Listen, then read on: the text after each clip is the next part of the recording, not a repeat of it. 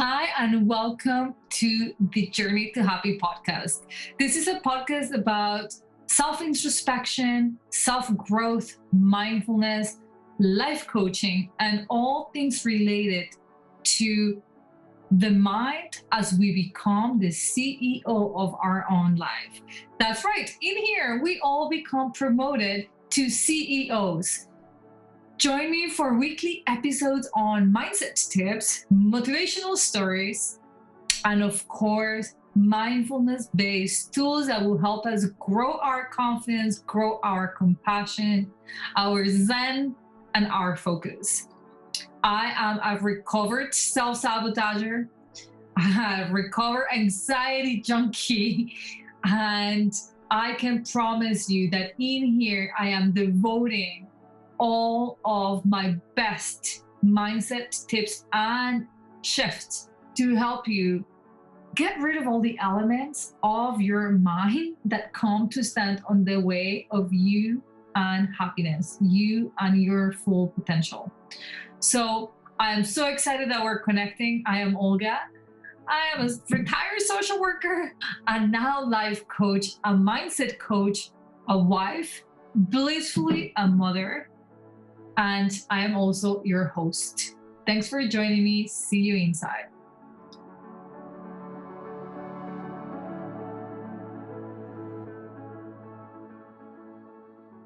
Hey guys, welcome back to getting rid of the self-sabotager. Here's one thing that the self-sabotager tells you on a regular basis. Whatever you do is not big enough or is not enough. And it discourages you from keep doing it. So we often discount our small efforts because they're too small. But if you think something is too small to be effective or to make a difference in a room, I want you to think of a mosquito. Because when you go to bed and there is a mosquito going around, it is small and it's one and it can keep you up. It is powerful. So in the last lesson, we became familiar with the strategies to help you break habits one day at a time.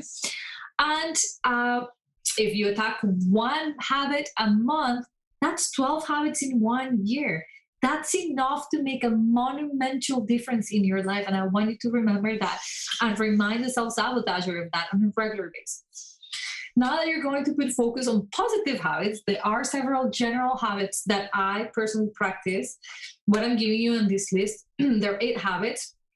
Personally, I practice them all to a T. I lead by example. And this is a video in which I am actually walking you what I do to keep up with my good habits. So when people ask me, but how? This is the how. This is what I prioritize.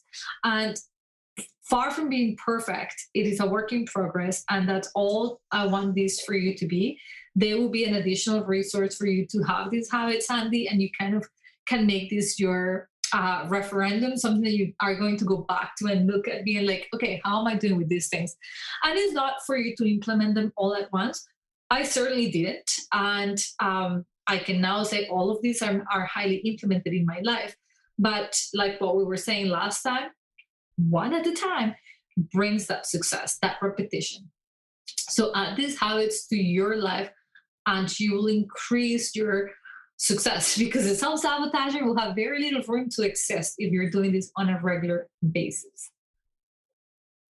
Oh my God, my perfectionist people, you're going to love this because I'm actually giving you things that you can do. So I know my perfectionists are doers and they're procrastinators. It's a weird mix, but this is helpful.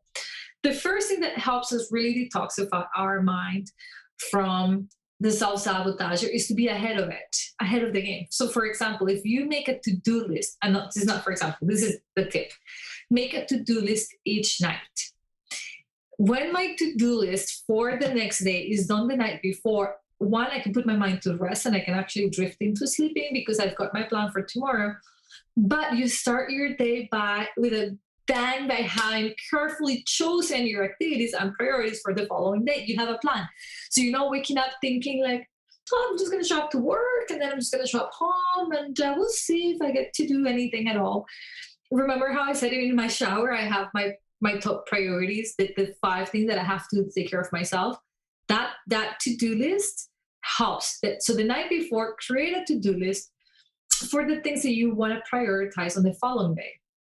You will sleep better. You have one less thing for the mind to be running around, and you get done more by spending your morning uh, on what matters. You're not just wondering, what am I doing? And this is a fact. I've put it to practice. When I don't do that list, the next morning I'm not as effective because I'm thinking, what will be a priority? And I'm kind of like in a gaze, or everything seems to be a priority on that morning. So it's important to do it the night before. Step number 2, unapologetically prioritize your activities. You know how I told you I start my day with my routine? It's so important. No matter what your goal might be, there is one action that is more important than the rest. So prioritize what that is for you. As a caregiver, as a coach, I take care of my people. As somebody who's giving and putting out into the world so much, professionally and personally. I'm a mom to a baby that needs me. He's absolutely not independent. I am a wife. I am a sister. I am a daughter. I love giving. It's my thing.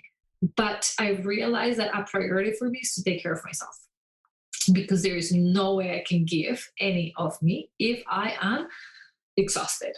So determine the action that will make your focus so much more powerful. So after making your to-do list that you want to do the next day, then select the one thing, your big priority. While the others are important and you need to focus, I need you to know what is the most important thing. And so if everything else goes wrong in that day, but you did this one thing, you're good. Step number 3, get 7 to 8 hours of sleep. New mom, like I said, that's not always possible. But as much as possible, try to get 7 to 8 hours of sleep. Why is that? Our brains are busy. We carry on so much. We lift so much on. We need resting time. And actually, in our hours of sleep is when we get to unplug, recharge, and nourish. So recent studies have shown that no one is effective with 6 hours of sleep as they are with 7 hours. Like, that hour makes a huge difference. You might wake up thinking, no, but I feel fine. That was me also for a long time.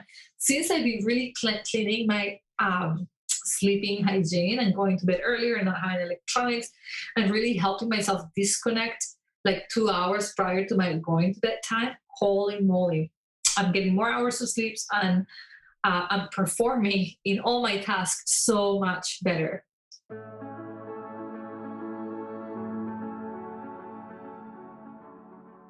Hi, friends. I'm interrupting you here briefly to invite you to join my Detox The Mind online course. This is a do-it-yourself course. It is the step-by-step of how to change your mind from habits that are super unhelpful, like self-sabotaging, like anxiety, like overthinking, and just about any element inside your mind that you currently do by repetition. But there's a better way. You know there is a better way. You might not be interested in joining me yet in private coaching or joining a group coaching method. I get it. Maybe you just want to do this by yourself. This is your opportunity. Detox the Mind offers more than 12 weeks of content, step by step. It's me breaking down all of the steps that a person needs to take in order to really truly detoxify the mind from all those elements that end up feeling pretty heavy and discouraging without having to talk to somebody or having to share in a group. It will give you access, though, to a private Facebook group where from time to time I show up and do lives and answer questions that you can directly ask me from the course itself. What's in the course? A multitude of videos, more than 36 mini videos, as well as workbooks and checklists that help you stay on top of your progress. This course is currently for sale for $299, and it will be yours for life. So if this is something that speaks to you, if you're interested in creating new mental habits, in understanding the functioning of the mind so that you can play along the mind rules and actually get the results that you want, this course is for you. I really hope to see you in there. All the information is in the show notes.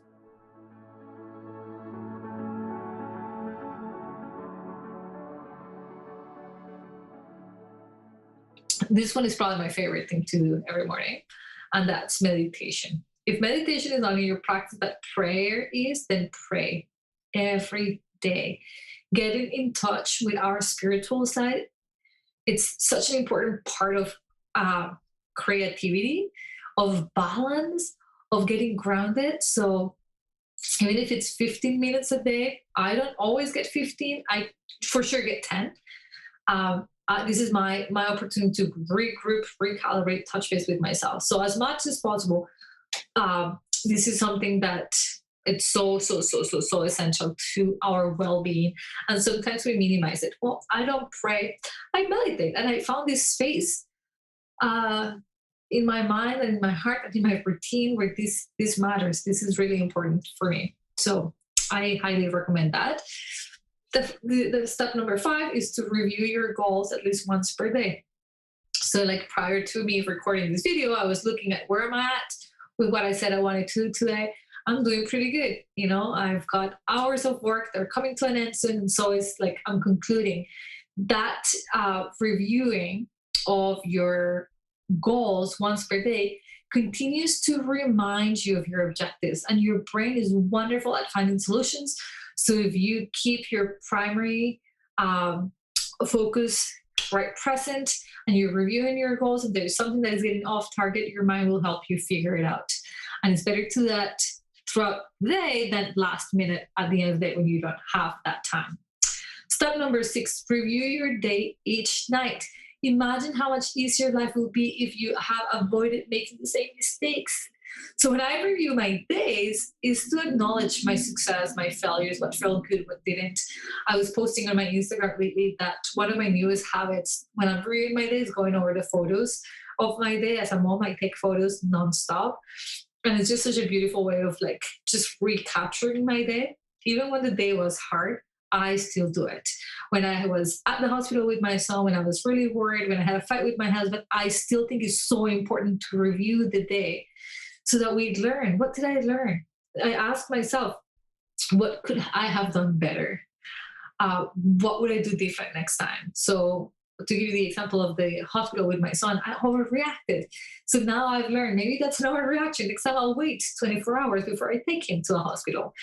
Also, be sure to review your successes and label them as such.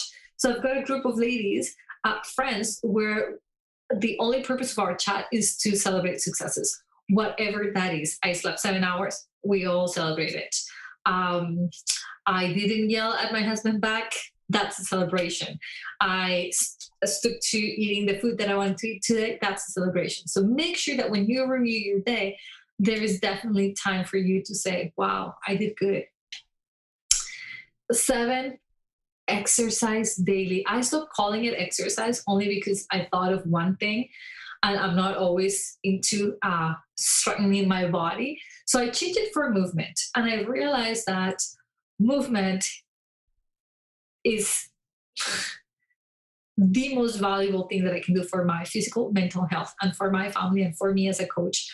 So, and I'm not the only one saying this. There's happy hormones being produced. You know it. I know it. We all feel so much better after we've gone for a walk.